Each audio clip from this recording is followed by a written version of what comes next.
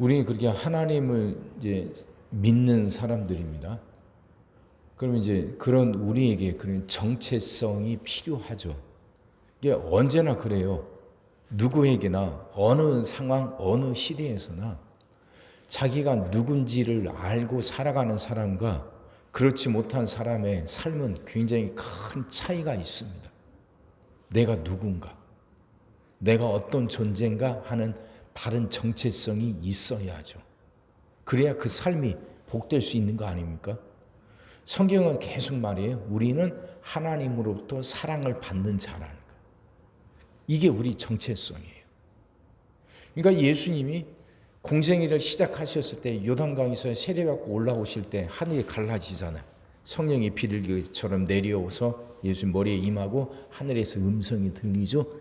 이는 내 사랑하는 아들이라고. 너는 내 사랑하는 아들이라고. 그 정체성을 갖고 예수님이 그 공생애를 시작하십니다. 예수님 공생애 3년이 쉽지가 않았잖아요. 물론 예수님을 믿고 따른 사람들도 있지만 예수님을 반대하고 죽이는 세력들이 있단 말이에요. 예수님이 십자가에서만 죽음의 위기를 느낀 게 아니잖아요. 수도 없었습니다. 예수님을 그렇게 밀어서 낭떠러지로 이렇게 떨어뜨리려고 밀고 그렇게 밀리는 경험도 있었잖아요. 근데 그 어려움을 이겨낼 수 있었던 게 정체성. 나는 하나님부터 사랑받는 자. 예수님이 그 공생애 3년을 놓고 봤을 때 이렇게 쭉 이렇게 올라가고 내려가고 그러는데 이렇게 올라가는 중에 가장 정점이 변화산 사건이죠. 그 변화산 사건 이후로 예수님이 이제 그 공생애는 십자가를 향해서 내리막길을 걸어요. 처음 시작해서 이제 알려지고 사람들이 모이면서 이제 올라가지 않습니까? 그 정점이 변화산이에요. 변화산 사건 이후부터는 이제 십자가를 해서 죽음을 향해서 내려가거든요. 그 정점에 있을 때 그때 변화산에서도 들렸던 하나님의 음성이 그거 아닙니까? 너는 내 사랑하는 아들이라. 이게 그 음성이 예수님 생애 속에서 계속 들렸던 것이죠. 그 음성이 있으니까 수많은 사람들이 환호해도 흔들리지 않았고 그 죽음의 위기 앞에서도 흔들리지 않죠. 십자가를 향해서 뚜벅뚜벅 걸어갈 수 있었던 거죠. 근데 그 사랑이 우리에게도 주어진단 말이에요. 우리에게도. 예수님이 십자가에 죽으시면서 그 사랑이 확정됐죠.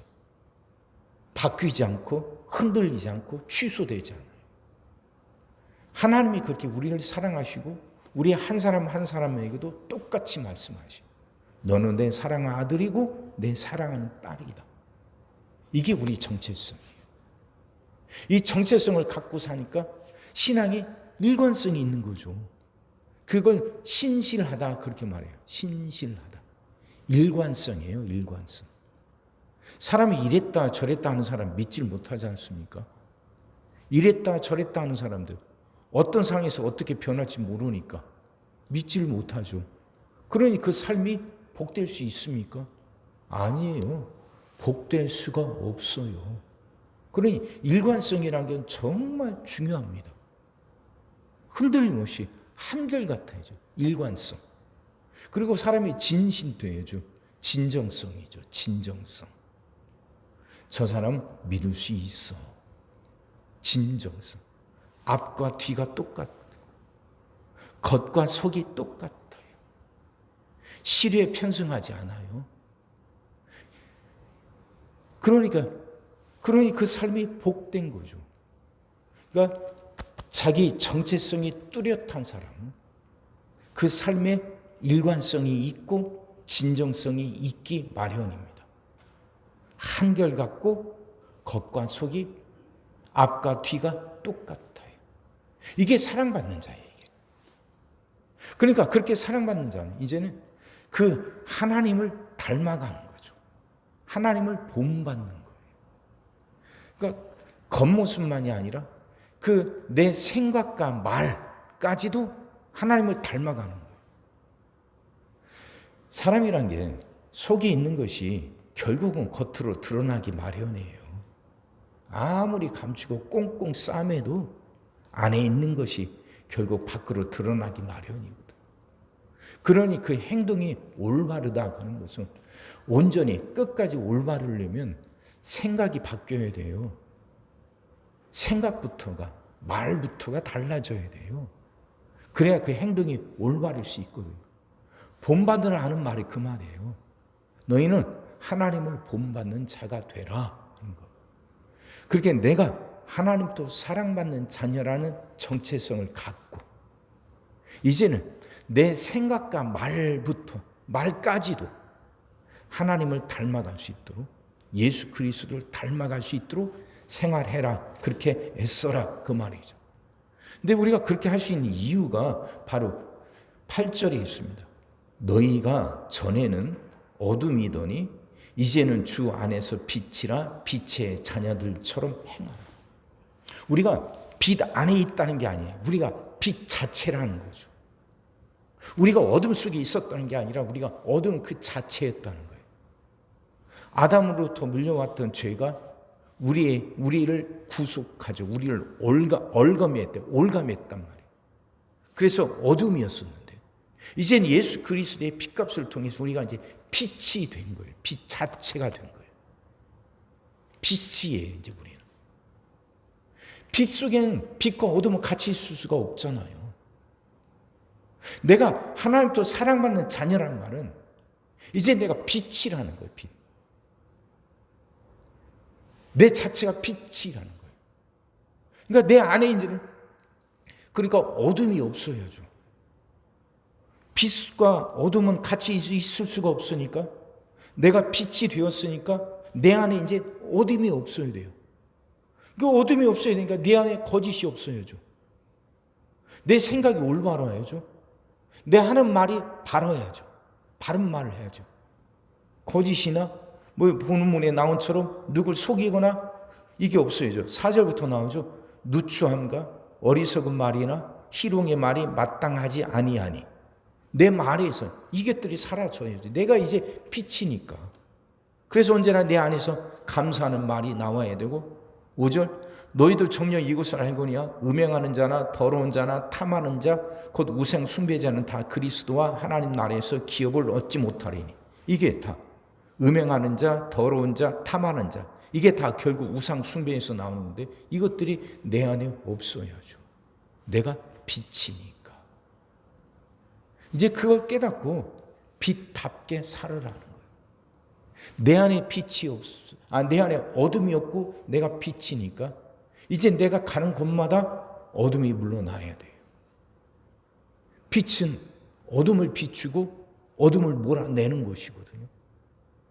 그러니까 내가 올바르게 살 때 내가 가는 곳마다 어둠이 몰아나게 돼요. 어둠이 물러나게 되는 거예요. 어둠이 쫓겨나는 거예요. 그러니 이 생각 갖고 이 정체성을 갖고 살아가라는 거예요. 성령이 우리 안에서 그렇게 역사하고 있단 말이죠. 말씀이 이해가 되셔요? 응? 예수 그리스도가 죽으심을 통해서 우리가 이제 빛이 돼요. 우리는 하나님의 사랑을 받는 자녀로서 이제 빛이 된 거예요. 이게 이미 시작이 됐단 말이죠. 내가 깨닫거나 깨닫지 못하거나 상관없이 이미 성령에 의해서 그 역사가 내 안에서 이미 시작이 됐어요. 그걸 깨닫지 못하니까 이걸 쓰지 못하는 거예요. 기계에 많은 버튼들이 있어요. 알아야 쓰지. 그 버튼만 누르면 작동을 하는 건데 모르니까 누르질 못하고 쓰질 못하고 있는 거예요. 그렇다고 내가 쓰질 못한다고 그 기계의 기능들이 사라진 거 아니잖아요. 하나님이 나를 빛으로 만드셨어요. 이제 내가 어둠에서 빛으로 변화가 돼요. 예수 그리스도의 죽음을 통해서 이미 내가 이제 빛이 됐어요. 그건 내가 알든 못 알든 믿든 안 믿든 이미 내 안에 이제 그게 시작이 됐어요. 그럼 나는 이제 그 버튼을 누르면 되는 거예요. 버튼을 눌러야죠. 그래서 내가 이제 빛으로 살아가야죠. 이걸 믿지 못하니까, 이걸 깨닫지 못하니까 여전히 어둠 속에 존재하는 거예요. 여전히 어둡게 살아가는 거예요. 이미 변화는 시작이 됐고 이미 빛의 기능은 내 안에 들어왔는데 마치 버튼을 누르지 못하니까 그 기계를 쓰지 못하다. 내 안에 있는 걸 내가 깨닫지 못하니까 여전히 빛답게 살지 못하고 어둠처럼 살아가고 있는 거죠. 그 말씀이에요. 사랑하는 성도 여러분, 깨닫게 해달라고 기도합시다. 내 안에 빛으로 살아가시는 기능이 이미 주어졌다고. 그럼 내 안에 있는 어둠도 사라지고 내가 가는 곳마다 어둠이 물러나는 삶. 그래서 내가 가는 곳에 거짓이 사라지고 다툼이 사라지고 시기 질투가 사라져. 내가 가는 곳마다 평화의 역사가 있는, 화해가 있고 일치가 있고 화목해지고 이런 역사가 일어나야죠. 왜? 내가 빛이니까. 사랑하는 성도 여러분, 정체성을 깨닫는다는 건 그래서 그렇게 중요한 겁니다. 내가 누군가, 내 삶이 하나님이 지금 어떻게 이끌어 가시는가, 그걸 깨닫고 살아갈 때 삶이 진정으로 복될 수 있습니다. 예수 그리스도를 통해서 변화가 온 거예요. 새로운 생명이 시작이 된 거예요. 내 안에도 그게 들어왔는데 내가 깨닫지 못하고 믿지 못하니까 그렇게 살아가지 못하고 있는 거죠. 기계가 있는데 사용법을 몰라. 아니 버튼 누르지 못해. 뭔지 모르니까. 그러니 못 쓰고 있는 거죠. 깨닫게 해달라고. 올바른 정체성 갖고 빛의 자녀답게 살아갈 수 있게 해달라고 기도해서 정말 빛의 자녀답게 복되게 살아가는 여러분과 제가 되기를 주의 이름으로 축원합니다. 기도하겠습니다. 사랑의 주님, 말씀이 깨달아지게 하시고 말씀이 믿어지게 하여 주옵소서. 십자가 사건을 통해서 우리 삶에 어떤 변화가 일어난 건지, 왜 그 변화가 내 삶 속에는 없는 건지, 성경은 변화가 시작됐다고 하는데 왜 내 삶 속에는 그런 변화가 아직도 없는 건지 이젠 깨닫게 하여 주시옵시고 말씀을 분명히 믿게 하여 주옵소서. 그 말씀을 믿고 말씀대로 복된 삶을 살아가게 하여 주옵소서. 이제는 내 삶에 주어진 그 많은 버튼들을 이제 누르고 그 버튼대로 그 기능을 행하면서 살아갈 수 있게 하여 주옵소서. 우리가 이미 어둠에서 빛으로 옮겼다는 것, 이미 이제 우리가 빛의 자녀가 됐다는 걸 깨닫고 내 스스로 가는 곳마다 빛의 역할을 하며 살아가게 하여 주옵소서.